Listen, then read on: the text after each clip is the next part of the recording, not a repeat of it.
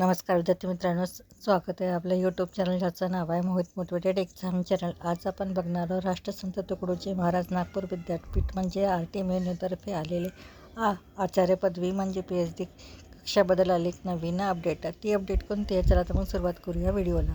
Update अशी आहे, आचार्य पदवी करिता निर्देश क्रमांक 22/2025 मधील तरतुदीनुसार सर्व संबंधित संशोधन केंद्र प्रमुख मार्गदर्शक विद्यार्थ्यांना सूचित करण्यात येते की दिनांक 1 जुलै 2025 या परिपत्रकानुसार ज्या विद्यार्थ्यांनी संशोधन आराखडे म्हणजे सिनॉप्सिस रिसर्च ॲडव्हायझरी कमिटी म्हणजे RSC समोर सादर करून RSCची शिफारस प्राप्त केली आहे, अशा सर्व विद्यार्थ्यांना आगामी होणाऱ्या संशोधन मान्यता समितीसमोर त्यांचे आवेदन संबंधित संशोधन केंद्र प्रमुखामार्फत संपन्न झालेल्या रिसर्च ॲडव्हायझरी कमिटी म्हणजे RSCने दिलेल्या सकारात्मक शिफारशीनुसार ऑनलाईन सादर करण्यास व विद्यापीठाचे नागपूर university.ac.in या संकेतस्थळावर स्टुडंट कॉर्नरमध्ये PhD सेलमधील PhD पोर्टलवर सदर आवेदनपत्र ऑनलाईन उपलब्ध राहतील.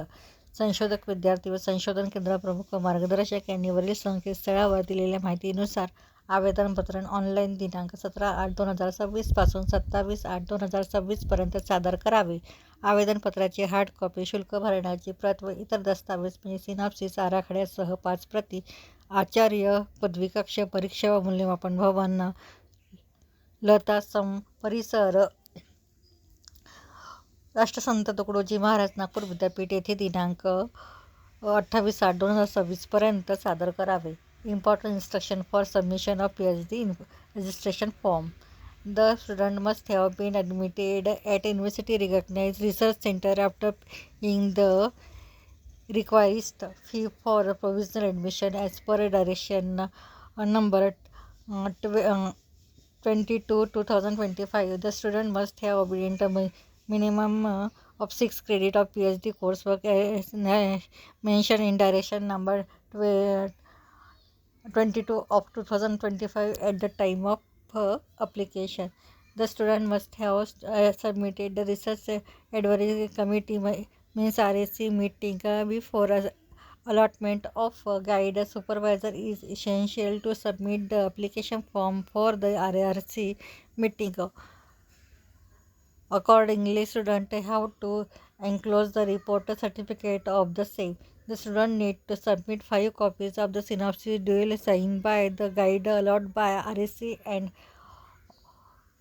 forwarded by the head of the research center. Late date of online submission of application form 27/8/2026. After submission of the online application, the student need to submit the fee payment receipt, application form, equivalent document and 5 copies of synopsis to the PhD cell till 28/8/2028.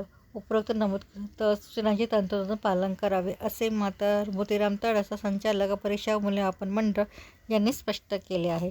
तर ही होती राष्ट्रसंत तुकडोजी महाराज नागपूर विद्यापीठ म्हणजे RTMNU तर्फे आलेली एक नवीन update. अशाच नवीन update बघण्यासाठी व्हिडिओला लाईक करा, कमेंट्स करा, जास्तीत जास्त व्हिडिओ शेअर करा आणि चॅनलवर जर नवीन असाल तर चॅनलला सबस्क्राईब करायला विसरू नका.